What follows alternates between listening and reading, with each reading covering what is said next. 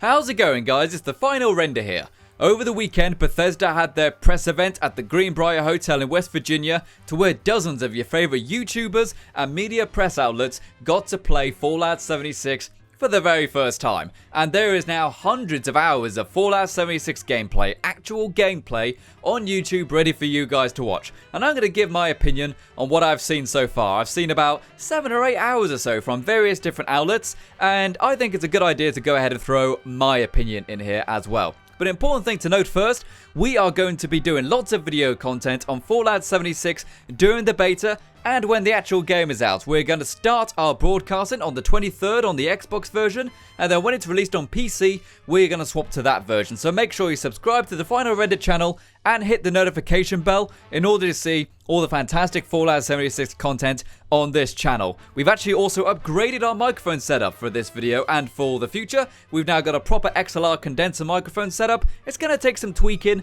but let me know what you think of the quality so far. So far, the microphone does appear to sound a lot like my actual voice. The Blue Yeti I had before made me sound a bit tinny, so hopefully this is a bit of a truer representation of my voice. So, let's go. I'm just going to tell it to you straight, people. Fallout 76 appears to be the Fallout game that I always wanted, but never realised I wanted until I have seen all of the footage of this game.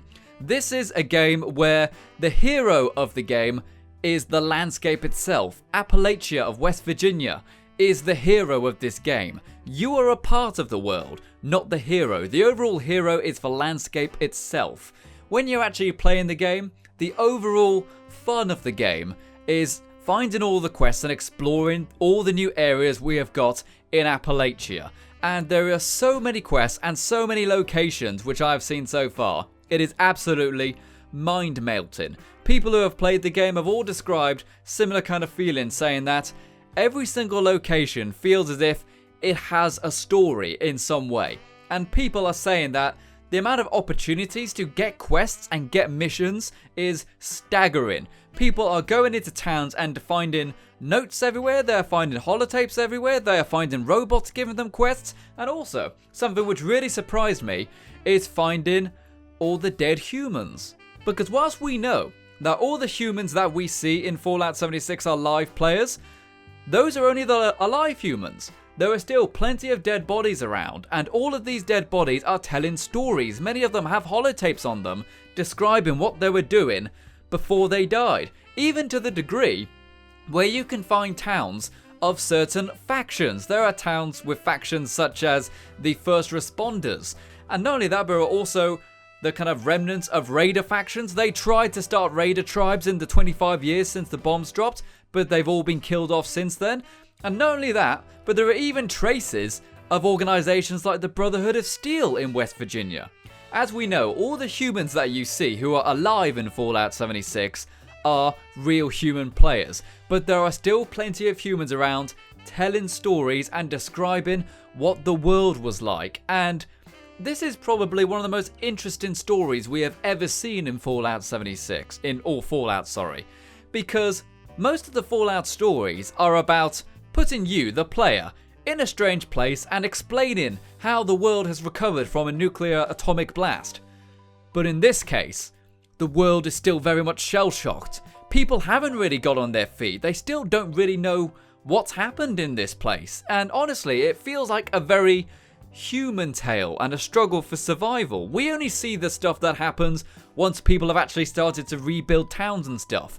But here we have a place where people have really been hit hard, and it feels like a very believable account of what would happen if such an event ever happened. So for that reason, I think this is probably gonna be one of the most interesting and thought-provoking Fallout games. But that being said though, there is still an awful lot of dark humour and wackiness to this game. The enemy variety which we have seen in this game is absolutely staggering. Not only have we got a lot of very similar enemies that we have seen in, say, Fallout 4, we've also got lots of strange and new wonderful enemies which we have never seen before. The Scorch Beasts are incredible. They are very similar to the dragons in Skyrim, and we've got some real nasty creations like giant ticks, which start small, but the more they hit you, the fatter they get because they're being filled with your blood. And there are also giant rad toads, which makes horrible noises, and it's overall got some fantastic design in there. And not only that, but there's also lots of normal animals running around as well, because since there is a thirst and hunger kind of aspect to the game as well, that there's lots of normal animals running around like squirrels and chickens, which don't actually mean you harm, but are there for hunting. So that's pretty darn cool. And one of the most interesting enemy types that I've seen so far is actually the Scorched. The Scorched are in between normal ghouls and feral ghouls. They're not quite as feral as the normal feral ghouls, who are still in the game by the way, but they can actually still use weapons, including guns. So they have kind of replaced raiders as the humanoid type of fighter that you will find in the game. But there are still plenty of other enemies which can attack you at range, such as the robots have lasers, and we've also got the super mutants, of course. They are still in the game. Interesting to know how they work into it.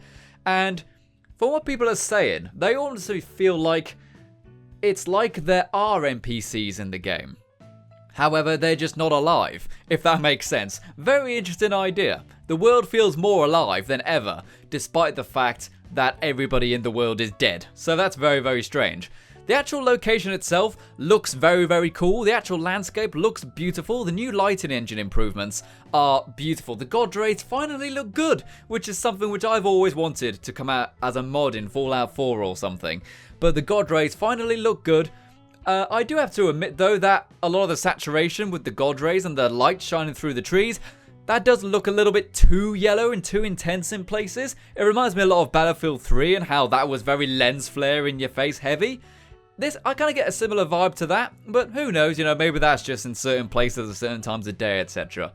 And unfortunately, it's got to be said, a lot of the textures, because a lot of the same assets are used from Fallout 4, a lot of the textures don't look as good as they probably should for a AAA game in 2018. I know it's a huge world and stuff, and it can be a lot to ask for, but the textures don't look as good as many people would expect, especially when competing against games like Red Dead Redemption, which is being released 2 weeks before. So, really important thing to note about that. And also, it's a huge shame that all the footage we've got so far is on 4K footage on Xbox Ones. So therefore, we have got an unoptimized game so far running on a exceptionally high resolution on a console. So therefore, all the footage we've seen is like 30 frames a second. It would have been much nicer, I think, to see the game on like a really high-end computer with like dual 2080 Titan cards in there, just so we can see what the game would truly look like when it's running at above 60 frames a second. But I digress. We'll see some more of that in just 2 weeks, which is when the beta is out.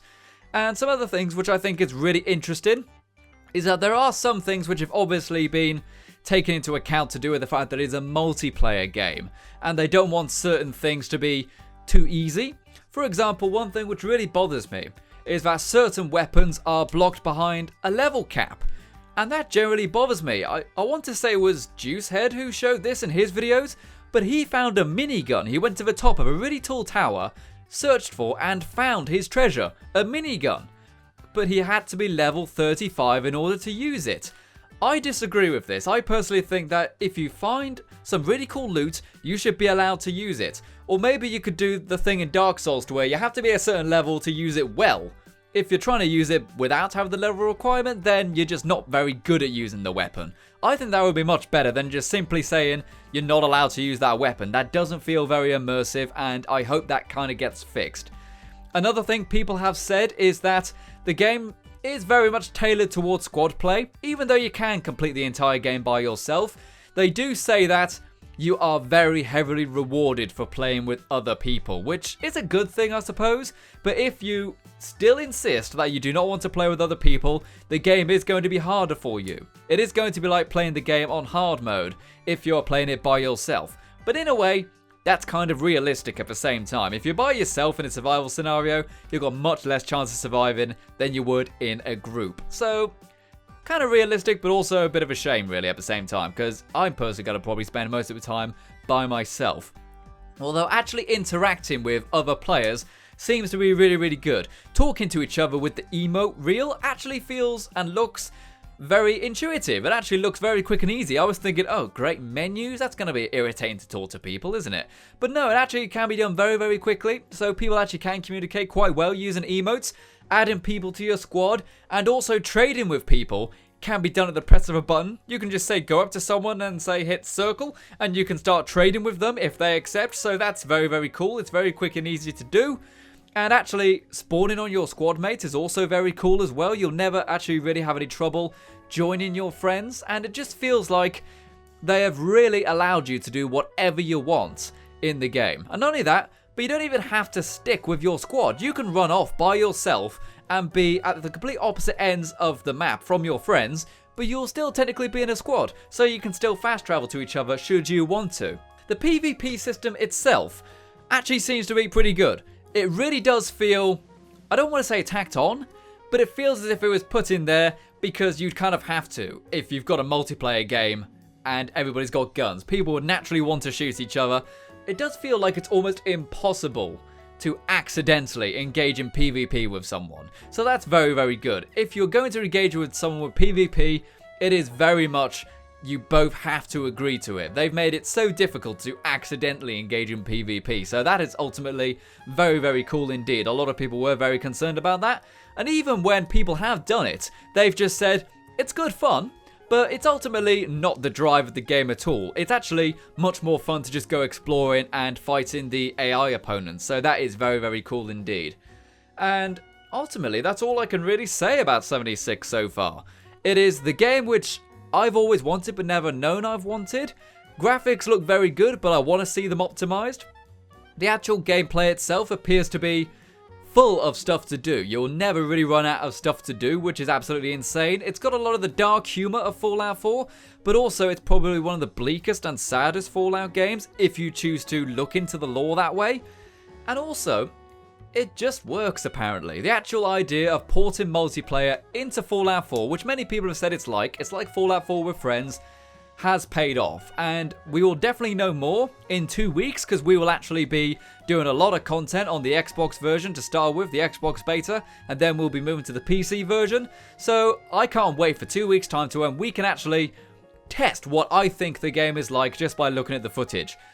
Thank you very much to everyone who went down to the event to record all this footage for us regular plebs. We very much appreciate it. All this footage you've been looking at is from GameSpot. I will actually have a link to their full video in the description, and I can't wait to play with you all. So until next time, I've been the final render and you've been the audience. Remember to check out all the cool Patreon people in the description below who help support the channel with their financial donations. You yourself, of course, can also do the same. Tell me, what do you think of the new microphone setup? It will take some time to get used to it, but I think it's much, much nicer quality, and I'll see you around. Bye-bye for now.